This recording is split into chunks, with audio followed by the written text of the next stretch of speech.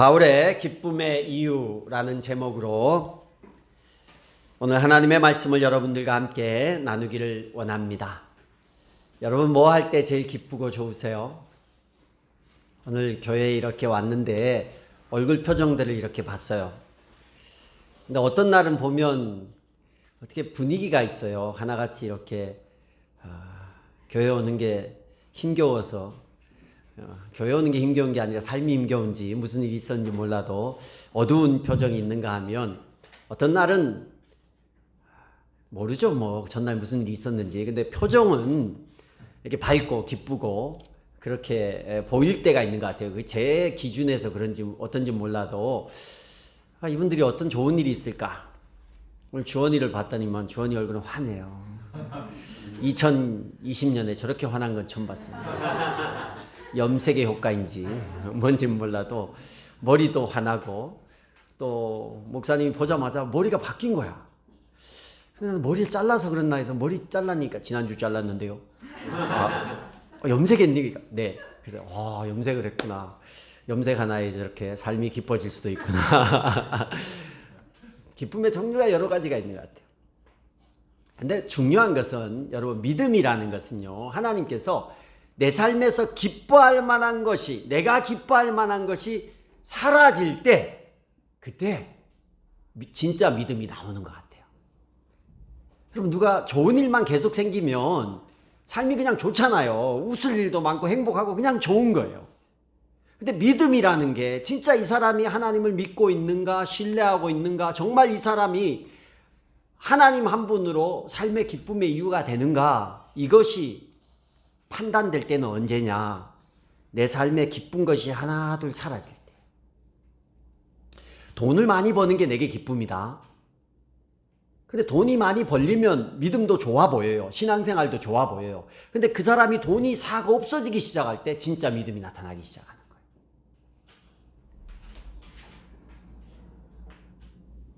뭐 내가 인기가 올라가는 게 기쁨이다.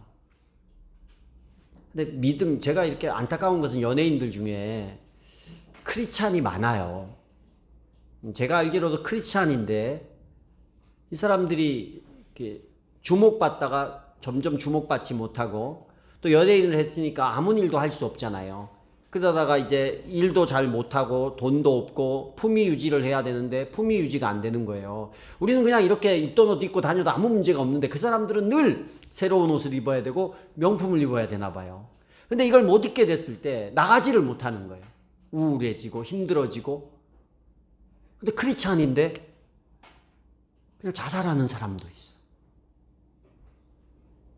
보면서 많이 안타깝더라고요.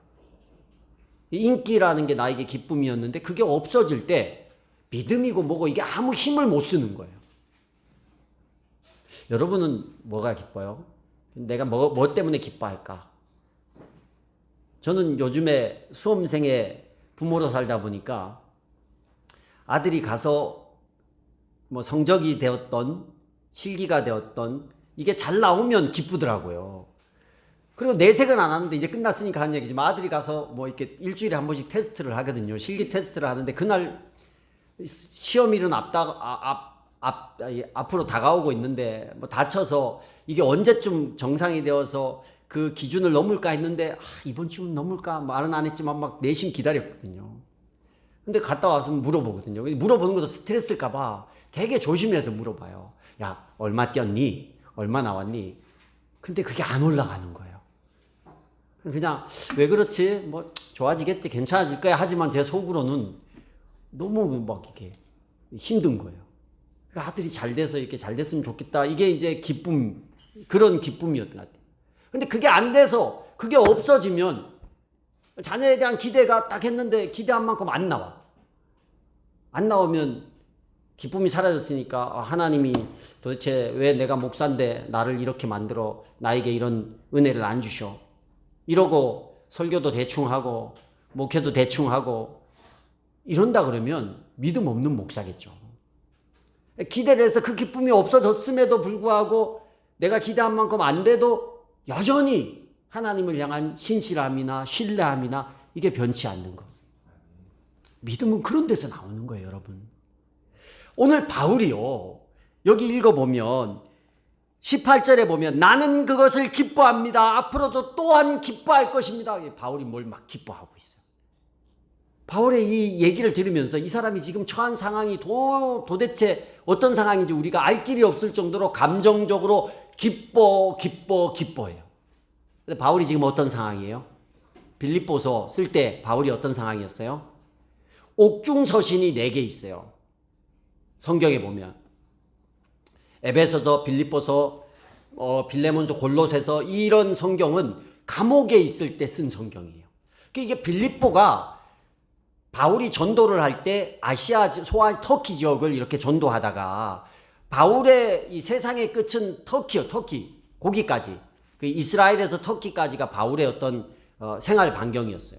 배를 타고. 그런데 하나님께서 터키 지역을 열심히 전도하고 있는데 어느 날 나타나셔서 꿈에 환상 가운데 야, 너 유럽으로 가라. 마케도니아 그 당시에. 유럽에 가서 복음을 전해라. 처음 가본 곳이에요. 그리고 이 소아시아 이런 문명보다 그쪽 유럽 쪽은 야만족이에요. 야만족.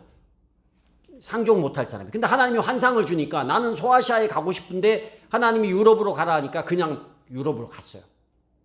그 유럽에 가서 첫 번째 들어간 도시가 어디냐면 빌립보예요. 이 빌립보에 가서 석 달이 넘도록 다녔는데 단 한 명도 전도를 못했어요. 그러다가 강가에서 이제 루디아를 만나서 루디아의 집에서 예배가 시작되고 거기서 감옥에 갇혔다가 간수를 또 변화시키고 주 예수를 믿으라 그리하면 너와 내 집이 구원을 얻으리라 이 유명한 성경 구절이 바로 그 빌립보 전도할 때 나타난 구절이에요. 바울이 빌립보를 생각하는 마음이 어마어마합니다. 그리고 감옥에 갇혀서 이 빌립보를 향해서 편지를 쓰는 거예요. 지금 그 교회를 가지를 못하니까 그 교회에 있는 지체들에게 편지를 쓰는 거예요. 바울이 기뻐하면서 씁니다. 지금 바울은요 자유를 빼앗겼어요. 마음대로 다닐 수 없어요. 감옥에 있어요. 여러분 돈이 없고 건강이 없고 인기가 없어도 견딜만 해요. 다시 인기를 얻으면 되고 다시 돈을 벌면 되고 건강을 위해서 운동을 하면 되니까. 근데 자유를 빼앗겨 보세요. 여러분 우리 중에 자유를 빼앗기신 분이 계십니까? 아이들 핸드폰 한 달 압수 이 느낌이야. 알겠지? 기쁨이 사라질 것 같지? 지훈이 한번 한 달만 핸드폰 압수해볼까? 왜 지훈이가 상당히 긍정적이에요. 웬만한 목사님 말에 그렇게 하세요라고 하는데 아무 대답이 없어요. 제일 무서워요. 핸드폰 이렇게 요즘 뺏지도 못해요. 애들이 아주 이렇게 막 데모크레이션을 해가지고 뺏지도 못하는데 자유가 빼앗겨 버렸어요. 감옥에 갇혀 버렸어요. 근데 바울은 기뻐한대요. 즐거워한대요. 뭐가 이렇게 이 사람한테는 기쁨일까? 뭐가 이렇게 즐거움? 그게 우리랑 가치가 다른 것 같아요. 하나님이 주시는 기쁨의 가치는요. 내가 생각하는 자유와 물질과 인기와 명예와 환경이 없어져도 그게 없는데 어떻게 기뻐? 그게 없는데 어떻게 행복해? 그게 없어도 행복한 게 하나님이 주시는 기쁨인 줄로 믿습니다. 우리가 이 땅을 살면서 어쩔 수 없이 물질과 여러 환경 가운데서 살아가야 돼요. 최소한의 필요한 것들이 있어요. 그런데 그런 쪽에 우리의 에너지가 관심이 다 들어가 있으면요. 그게 없어지면 믿음이고 뭐고 실족해버리는 거예요. 진짜 기쁨을 잊어버리는 거 얼마나 불행해요. 만몬 신이 나와요. 성경에 보면 돈이 신이라는 거예요. 돈에 사람이 이끌려 살아요. 돈에 이끌려 살면 삭막해지는 거예요. 믿음이 작아지는 거예요. 나중에 그 믿음도 의미 없어 보여요. 마귀가 우리를 그런 걸로 유혹하는 겁니다. 세상의 명예, 인기, 세상의 물질로 우리를 계속해서 관심을 그쪽으로 돌려서 뭘 못하게 해요. 거기에 관심이 들어가면 신앙적인 부분에 관심이 없어요. 이거는 그냥 껍데기인 거예요. 신앙생활은. 그냥 종교 중에 하나예요. 종교란에 기독교라고 적기 위해서 그냥 다니는 거예요. 그리고 뭔가 내 위안을 위해서 혹시 정말 죽어서 천국이 있으면 가야 될 것 같으니까 여기다가 한쪽 다리 적을 딱 두고 그리고 세상에서 내 맘대로 사는 거예요. 그런 연예인, 그런 정치인, 그런 기업인 많아요. 그들에게 그걸 가져가도, 그들이 추구하는 그 가치를 가져가도 기쁠 수 있는가? 성경이 주는, 하나님이 주는 기쁨은 차원이 달라요. 바울에게는 세 가지 기쁨이 있었어요. 첫째 기쁨이 무엇이었냐면 13절 우리 보세요. 내가 그리스도 안에서 감옥에 갇혔다는 사실이 온 친위대와 그 밖에 모든 사람에게 알려졌는데 12절을 보면 이게 뭐냐? 이 갇힘이 복음을 전파하는데 도움을 준 사실을 여러분이 알아주시길 바랍니다. 바울이 감옥에 갇혔는데 이게 친위대와 당시 로마에, 지금 로마의 감옥에 갇혔어요. 로마에 있는 고위층에 바울이 감옥에 갇힌 사실이 다 전해지는 거예요. 근데 그게 뭐 어때서? 근데 이게요, 바울이 왜 감옥에 갇혔느냐, 이것이 귀족들 사이에 전해지기 시작하는 거예요. 저 사람이 왜 왔어? 왜 갇혔대? 예수라는 사람을 전했대. 예수가 누군데? 유대에 있는 중에 한 명이야. 근데 이 사람이 메시아라 그런데, 이러면서 바울이 감옥에 갇힌 이유가, 이 종교적인 이유가 로마의 지도자들한테 전해지기 시작하는 거예요. 퍼지기 시작하는 거예요. 그래서 바울은요, 뭘 기뻐했냐면 복음이 전해지는 것을 기뻐했어요. 복음이 전해지는 걸 기뻐해요. 뒤에도 계속 나와요. 16절에 보면 좋은 뜻으로 전하는 사람들은 내가 복음을 변화하기 위해 세우심을 받은 것을 알고서 사랑으로 그리스도를 전하지만, 좋은 뜻으로 복음을 전하는 사람도 생겨났고, 17절에 보면 시기하고 다투냐면서 불순한 동기에서 예수를 전하는 사람도 나타났대요. 이게 뭐냐면 유대인들은요, 유대 율법자들은 바울을 죽여야 돼요. 여기 17절 하반절에 보면 나의 감옥 생활에 괴로움을 더하게 하려는 생각을 품고 있어. 이게 바울이 감옥에서 더 괴롭게 하고 더 오래 감옥에 있고 더 큰 형벌을 받게 하기 위해서 바울을 모함하는 사람들이 있었어요. 근데 이들이 바울을 모함하려면 어떤 얘기를 해야 돼요? 바울이 감옥에 갇힌 얘기를 해야 돼요. 원래 하나님은 이런 분이다. 근데 바울이 잘 배웠다고 하는 사람이 예수라는 사람을 들어서 이 사람이 하나님의 아들이라고 말을 한다. 그 바울에게 더 큰 형벌을 주기 위해서 바울이 갇힌 이유를 유대인들이 막 얘기를 하기 시작하는 거예요. 근데 그 얘기가 이전에 로마의 사람들이 예수님에 대해서 전혀 관심도 없었어요. 그 소수의 그리스도인들만 거기서 예수를 믿었는데 로마에 있는 많은 사람들에게 이게 이슈가 되기 시작하는 거예요. 왜요? 유대인들은 바울을 처단하기 위해서 이 얘기를 막 하고 다니는 거예요. 근데 바울은 그것도 기뻐해요. 왜요? 그들 때문에 로마에 예수 그리스도의 이름이 퍼져가기 시작하는 거야.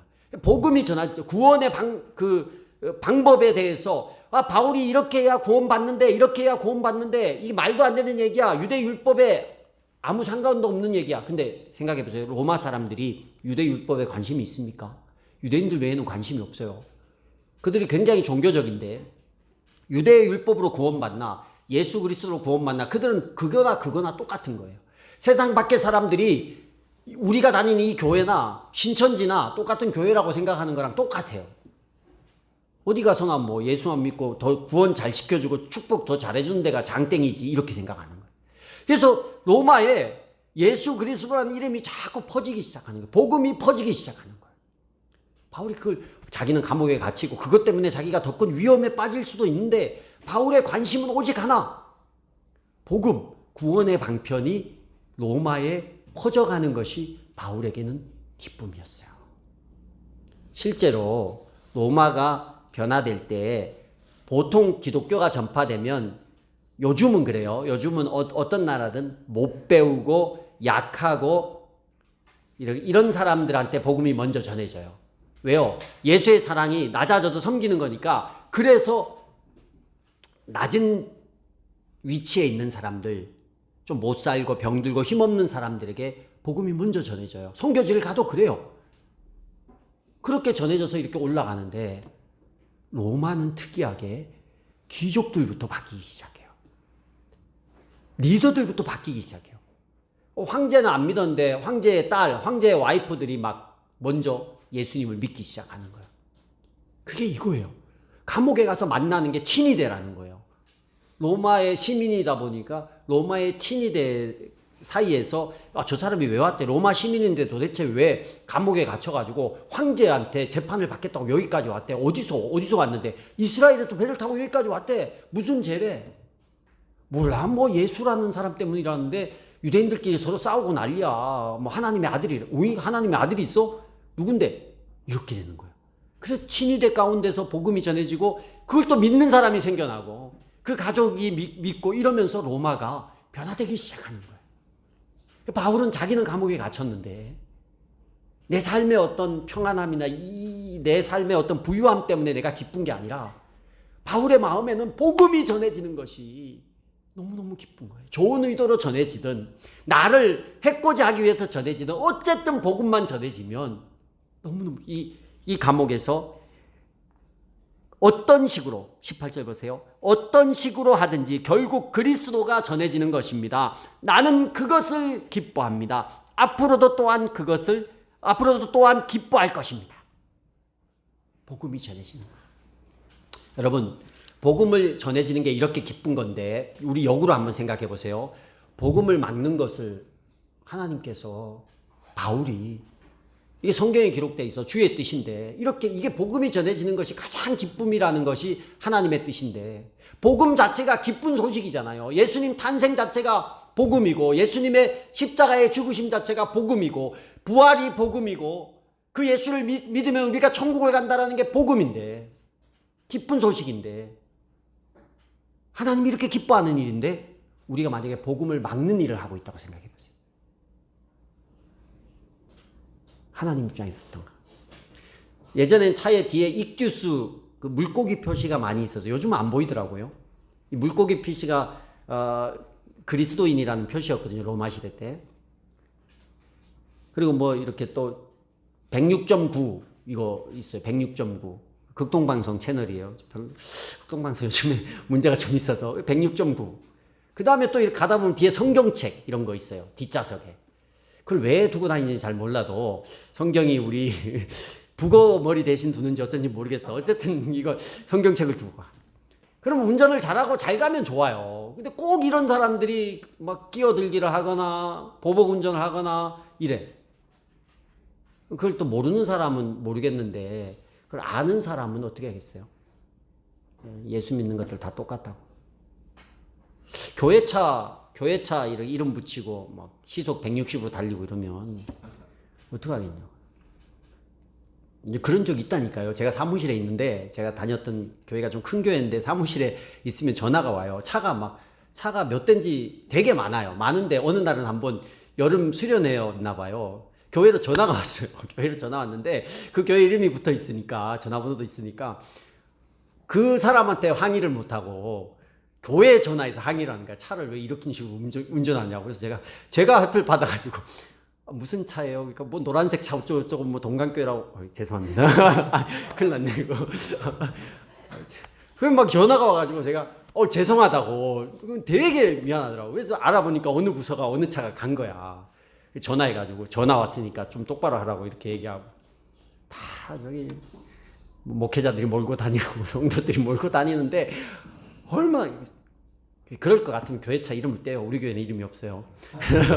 복음을 있었는데 교회 그 차 수리하면서 지워져가지고 다시 못하고 그냥 안 하고 마는데 일부러 또 건드는 사람도 있어요. 교회 차면. 그러면 그냥 교회 차가 안 붙었으면 괜찮아. 그럼 뭐 거기까지 제가 어떻게 하겠어요. 그것도 다 잘하면 좋겠지만 근데 그런 거 붙이고 하면 자기 성질대로 하면 자기만 욕먹는 게 아니라 교회가 욕을 먹고 복음이 막히는 거예요. 누군가 복음 전하려고 하는데 그 얘기 꼭 하는 사람이 있어요. 제가 전도를 해보면 꼭 그런 얘기예요. 이 교회에서 그 사람도 들은 얘기인데 마치 자기가 경험한 것처럼 얘기해요. 그럼 제가 안타까운 거예요. 교회를 떼고 나가라니까. 교회를 떼고 데모를 하든가, 교회를 떼고 뭐 촛불을 들든가, 태극기만 들고 가든가, 십자가도 들고 가고, 이스라엘 국기까지 들고 가. 아니, 뭐 하자는 거예요, 지금. 교회 복음이 막히는 걸 하나님이 제일 안타까워하는 거예요. 여러분, 우리가 정부에 대해서 아니면 뭐 여러분의 권익을 대해서 얘기하는 건 괜찮아요. 나가서 뭐든지. 그게 민주주의니까. 근데 십자가를 아무 데나 갖다 대면요, 복음이 막히는 거예요. 바울이 이렇게 감옥에 갇혀서도 복음 전하는 걸 기뻐했는데, 근데 그 복음을 막는 것을 하나님께서 얼마나 안타까워하겠냐고.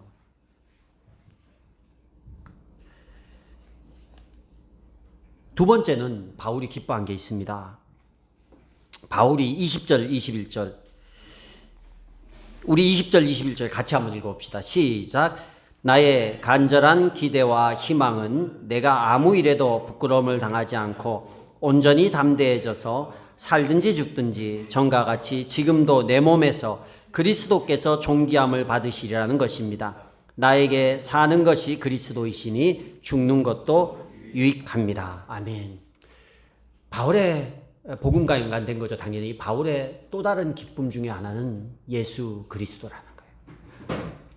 바울은 자기 몸에서 그리스도만 존귀하게 된다. 이 말이 뭐냐면 하나님께만 영광이라고 생각하시면 돼요. 하나님의 영광을 위해서 내가 일하면 된다는 거예요. 감옥에 있던 대통령이 되던 내가 주의 영광을 위해서 하나님이 높아지게 하도록 일하는 거예요. 하나님이 높아지게. 우리가 이렇게 생각을 해요. 조금 더 쉽게 설명을 해드릴게요.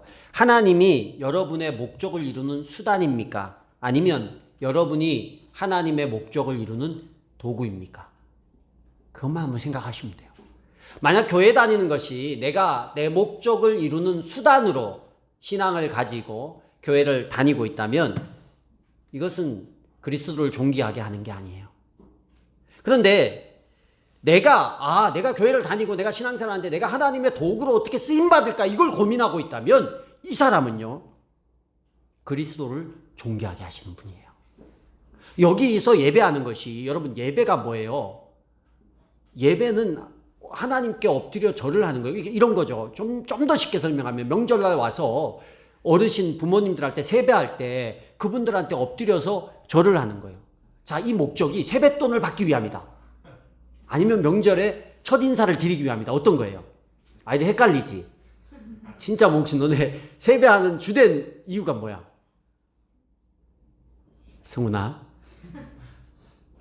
얘네들은 세배하는 주된 이유가 주로 세뱃돈 안 주면 하고 나서 찝찝하지. 세뱃돈을 받는 게 이게 주된 목적이에요, 애들한테. 맞지 않아요? 맞아요. 그러니까 주죠. 근데 진짜 세배의 이유는 뭐예요? 그게 아니에요. 새해 첫날에 어른들에게 예를 갖추어서 인사를 하는 게 먼저예요. 인사를 하면 어른들이 덕담을 해주죠. 한 해 동안 너희가 이런 복이 임했으면 좋겠다. 그러면서 덤으로 세뱃돈까지 주는 거예요. 귀엽고 예쁘니까. 근데 주객이 전도되는 거예요. 세뱃돈을 받기 위해서 세배를 하고 다닌다고 생각해 보세요. 예배 드리는 게 주의 은혜에 감사하고 하나님께 영광을 드리고 감사해서 이 자리에 와서 하나님 앞에 내가 내 정성을 보여서 하나님을 기쁘시게 해드리려고 이 자리에 앉아야 되는데, 예배하는 것이 내가 여기서 은혜를 받고 축복을 받고 뭔가 내 삶의 문제가 해결되기 위한 이 목적을 가지고 앉아있다면 주객이 바뀌는 거예요. 그러면 그리스도가 존귀하게 되는 게 아니에요. 하나님이 내 수단이 되어버리는 거예요. 내가 하나님의 도구가 돼야 되는데 하나님이 내 수단이 되어버리는 거예요. 바울이 하나님의 자기 목적을 이루는 하나님이 수단이었다면 바울은 감옥에서 뭘 했겠어요? 불평하죠. 내가 잘 돼야 되고 내가 마음껏 나가서 복음을 전해야 되는데 왜 감옥에 둡니까? 하나님, 내가 내 잘 되려고 지금 이렇게 내 결혼도 안 하고 내 재산도 안 가지고 내 모든 학식이나 모든 명예를 내려놓고 복음을 위해서 움직였는데 결과가 감옥입니까? 이렇게 말할 수 있어요. 하나님이 자기 목적을 이루는 수단이었다면 그렇게 말하는 거예요. 내 마음대로 안 되니까. 복음 전하는 거 자기 뜻대로 하려고 하니까 하나님 앞에 원망과 불평이 나오는 거예요. 근데 반대로 그리스도를 존귀하게 되게, 하나님 앞에 내가 마음껏 쓰임받는 도구가 되겠다, 그렇게 생각하니까 감옥에 있어도 하나님 쓰겠지. 감옥에 있으면 어떻게 하나님 쓰겠지. 이 감옥에 보내신 분도 하나님이니까 내가 여기서 하나님의 도구로 쓰임받으면 돼. 그래서 빌립보 감옥에 갇혔을 때도 바울과 실라가 한 게 뭐예요? 찬양했어요. 감옥에 갇혀서 막 찬양했어요. 그러니까 뭐가 옥문이 열려버리는 거예요. 하나님이 일하고 계시는 거예요. 이 로마 감옥에서도 왜 나를 감옥으로 보내? 나는 내가 하고자 하는 일이 있는데 왜 하나님이 안 도우셔? 이건 하나님이 나의 수단이 되는 거예요. 그럼 원망과 불평이 나왔을 텐데 감옥에 보낸 이유도 있겠지. 여기서 또 하나님의 도구로 하나님의 뜻에 맞게 그 안에서 주의 일을 하니까 로마 감옥에서 훨씬 많은 복음이 전해지기 시작하는 거예요. 훨씬 많은 주옥 같은 편지들이 써지기 시작하는 거예요. 그게 나는 그리스도만 드러내면 돼. 이것은 내가 그리스도를 드러내는 도구로 쓰임받겠다 이거거든요. 바울은 그게 기쁨이었어요. 여러분이 지금 하나님을 내 인생의 수단으로 삼고 사는 게 아니라 내가 하나님 나라의 도구로 쓰임받고 있다면 그게 가장 기쁜 일인 거예요. 그게 하나님도 기뻐하고 우리 인생에 그것보다 더 기쁜 게 없어요. 바울의 세 번째 기쁨은 뭐였냐면 교회였어요. 교회. 자, 22절 보면 바울이 이런 고민을 합니다. 그러나 육신을 입고 살아가는 것이 나에게 보람된 일이면 내가 어느 쪽을 택해야 할지 모르겠습니다. 난 그리스도가 좋고 예수님 옆에도 가고 싶고 지금 천국 가도 괜찮다라는 거야. 그런데 문제가 하나 있어요. 내가 육신을 입고 살아가야 되는 일도 내게 있는데 이것 때문에 고민이에요. 뒤에 계속 읽어보면 나는 23절 이 둘 사이에 끼어 있어. 예수님 옆으로 가는 거랑 지금 육체를 입고 사는 것 사이에 고민하고 있다는 거예요. 내가 원하는 것은 세상을 떠나서 그리스도와 함께 있는 거예요. 하나님을 존귀하게 여기고 그 주님 계신 천국에 가버리는 게 내가 원하는 거예요. 여러분 천국에 대한 소망이 있습니까? 이 땅이 너무 좋으면 문제가 있는 거예요. 천국이 훨씬 낫다니까요.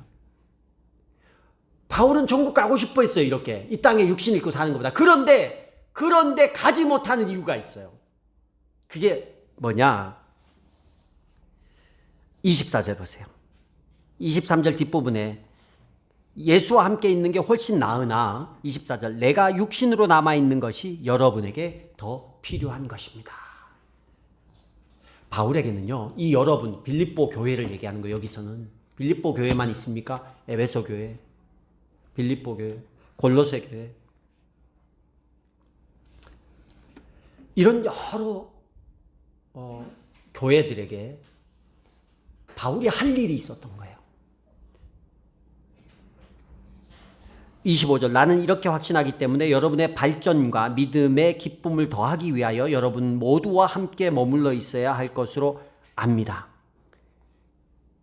성도들, 교회의 믿음의 성장, 이걸 위해서 바울은 남아 있어야 되는 거예요. 교회가 유익하다면 내가 나의 삶의 어떤 평안함으로 기뻐하는 게 아니라 주의 성도들이 믿음이 성장하는 게 바울에게는 가장 큰 기쁨이었어요. 목사의 기쁨이 뭘까요? 나는 우리 교회 성도들이 실족하지 않고 날마다 믿음이 성장하는 게 기쁨이에요. 목자들의 기쁨이 뭘까요? VIP가 죽게 돌아오고 그 목원들이 잘 되는 게 목자들의 기쁨인 거예요. 그걸 해봐야 알아요. 해봐야 한다니까요.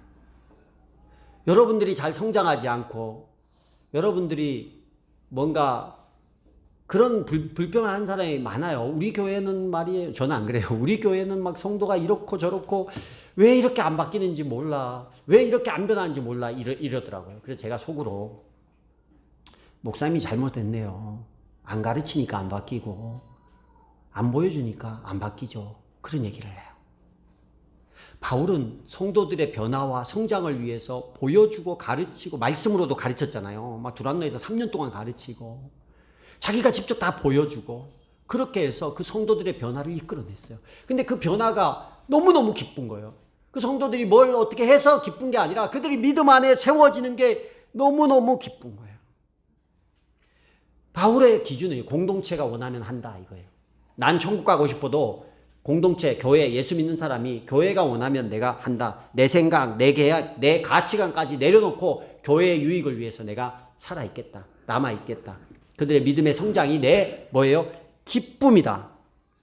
그들에게 믿음이 자라는 그 기쁨을 더하기 위해서 나는 남아있겠다. 감옥 안에서 지금 감옥 안에서 26절까지 그 얘기했어요. 복음 때문에 기뻐하고 그리스도를 존귀하는 것 때문에 기뻐하고 교회 때문에 기뻐한다. 여러분 설교 듣기 전에 기쁨이 뭐가 있나요? 물었을 때 혹시 나는 복음이 전해지는 게 내 인생의 정말 기쁨이에요. 난 예수님의 도구로 쓰임 받는 게 기쁨이에요. 나는 교회가 잘 성장하는 게 기쁨이에요. 이런 생각 해보신 분이 혹시 다 있을 줄로 압니다.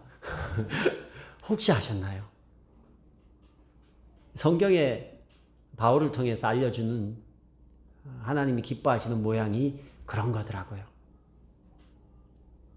뭐 자랑할 수 있습니다. 집값이 올랐고 산 주식이 올라서 또 우리 아이가 좋은 대학을 가고 또 우리 가정이 이런 축복을 받아서 기뻐할 수 있어요. 기뻐하는 일이죠.